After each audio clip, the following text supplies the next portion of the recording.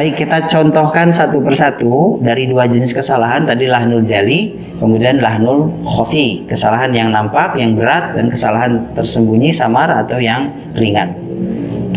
Kita bahas dulu kesalahan jali, kesalahan lahnul jali, kesalahan yang nampak, dan ini cukup berat karena merubah struktur makna. Contoh yang pertama, kesalahan pertama yaitu perubahan huruf dengan huruf atau tertukar, ya. Nah, tertukar dalam pelafalan huruf. Contoh misalkan kita membaca mustaqim di surah Al-Fatihah, mustaqim.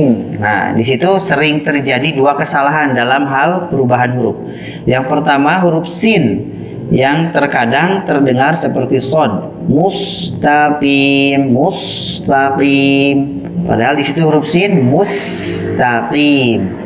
Kemudian kesalahan yang kedua di lafaz itu adalah huruf qaf yang seringkali terdengar bunyinya seperti kaf, mustaqim, mustaqim, bukan qaf tapi terdengarnya kaf, mustaqim. Sinnya jelas, kemudian tidak tertukar dengan sod, kemudian qafnya pun dibaca jelas sesuai dengan makhraj dan sifatnya, tidak tertukar dengan kaf. Itu contoh, ya. Kemudian tambahan contoh lagi di bahasan perubahan huruf atau tertukarnya huruf. Misalkan kita membaca lafaz qul, qul dengan huruf qaf, lam, qala, qul fil amr dengan makna katakanlah atau ucapkanlah.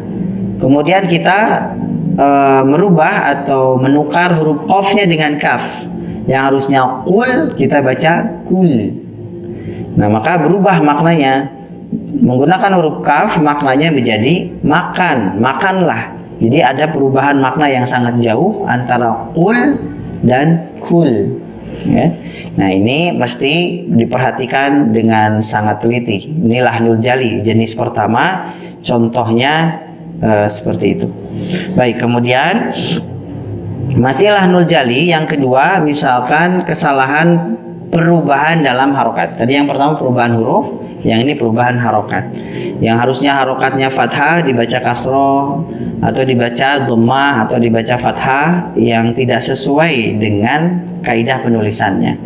Misalkan kita membaca di surah Al-Fatihah Rabbil alamin, Rabbil alamin. Kita baca ba-nya berharokat kasroh atau dhammah. Rabbal alamin, Rabbul alamin, Alhamdulillahi Rabbil alamin. Aslinya begitu, tulisannya kasroh. Ketika kita baca Rabbal alamin atau Rabbul alamin, ini justru malah menjadi kesalahan karena berubah harokat dalam struktur bahasa Arab itu akan berpengaruh kepada perubahan makna. Kemudian contoh yang kedua untuk perubahan harokat misalkan an'amta, kemudian kita baca an'amtu, shiratal ladzina an'amta, kita baca an'amtu, an'amti. Nah, ini perubahan harokat yang tentu saja akan merubah makna. Kemudian yang ketiga, jenis lahnul jali yang ketiga yaitu ada penambahan huruf yang harusnya tidak ada huruf tertentu, kemudian dalam cara bacanya kita seperti menambahkan ada huruf lain di situ. Sebagai contoh misalkan bacaan bismi pada lafaz basmalah, bismi, ba, sin, mim, hurufnya hanya 3. Kemudian kita baca bismillah, ya, diulang bismil. Nah, bisa terdengar tambahannya apa? Tambahannya seperti ada huruf mad.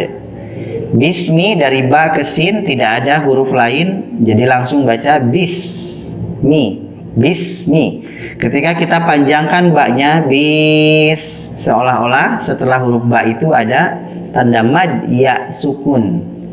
Nah, ini tidak boleh terjadi dan ini masuk dalam kesalahan jali atau kesalahan yang cukup berat. Kemudian yang berikutnya, menghilangkan huruf. Kalau tadi menambah huruf, yang sekarang menghilangkan huruf, ya.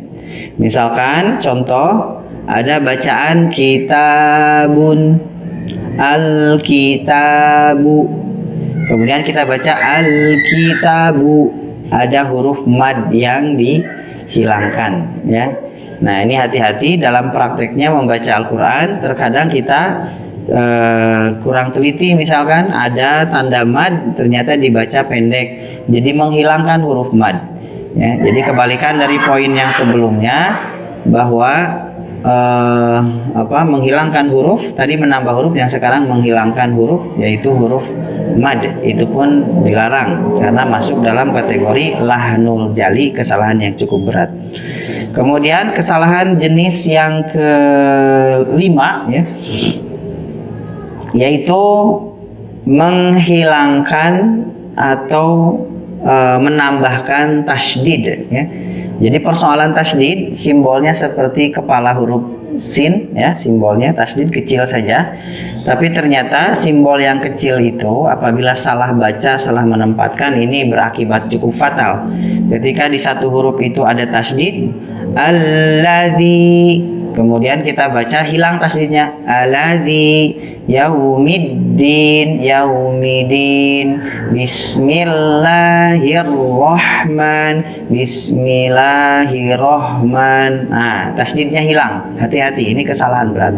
Atau menambah tasydid, harusnya tidak ada tasydid, malah ditambah jadi ada tasydid.